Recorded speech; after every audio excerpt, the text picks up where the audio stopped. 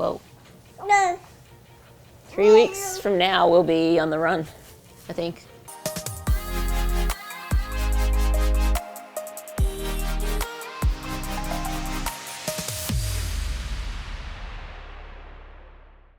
This race I'll use as my last real big training brick. So yeah, I plan to race really hard all day, unless I'm able to get to the front, then I kind of, maybe the last bit of the run, depending on the heat. That's the only concern for me. If it's a really, really hot race and you race really, really hard over the half marathon, I think that could sting for a little bit. So the plan is to race swim, bike, run as hard as I can and see where that puts me at the finish line. I feel like the training camp went really well and we got out of it what we wanted. Some good cycling, some good running. My swim is my swim. So yeah, I mean, I feel like I'm in pretty good shape. I'm looking forward to seeing how I race tomorrow. That will be a good indication. And then yeah, I mean, there is no adjusting after this race though. Usually we race 4 weeks out, 5 weeks out, this sort of time to do some work, but racing 3 weeks out, it kind of is what it is. We'll recover from this race and basically roll into my Kona taper. I guess I'll do a couple of decent sessions next weekend. So yeah, the work is done at this point and looking forward to going out and having a good hard race and then time to go to Kona. Jeannie Seymour, I think, is going to be the one to beat tomorrow. She's just come off 70.3 Worlds where she finished 6th or 7th.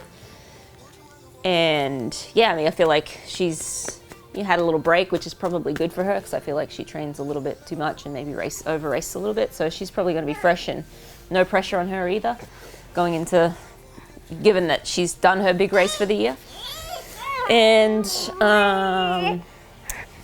there's someone else that will be hard to beat, but I can't remember right now. But yeah, I feel like Jeannie's probably the one to beat. Izzy wants some milk.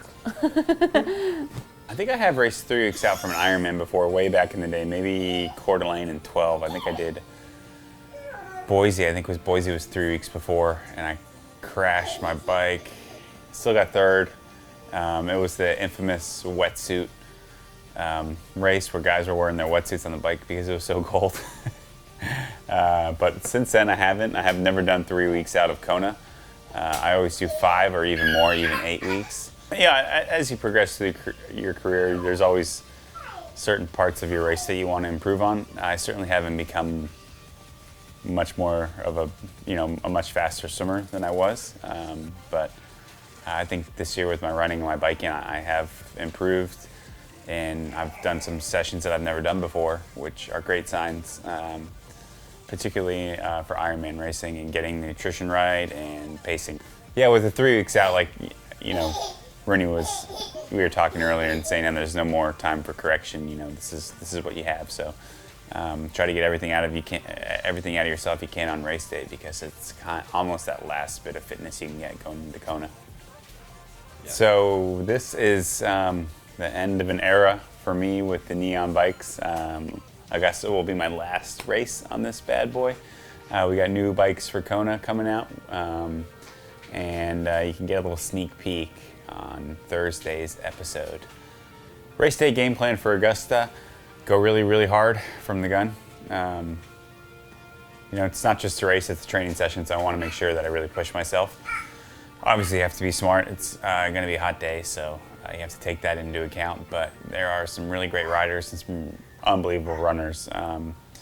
Matt Hansen running really well. Obviously, been training with him, so I know. And then the Russian that he duked out with at Ironman Texas is going to be here too. So, you got at least 2 really unbelievable runners that are going to be coming from behind. So, if I can keep the pace hot up front, it's kind of my preference, and hopefully I can keep the power up and do that on the bike. All right, we're all wrapped up here. It's been a good day, last day before the race, so we're shutting it down. Going to be up bright and early, making things happen, and hopefully when we check back in after the race, it's all good news.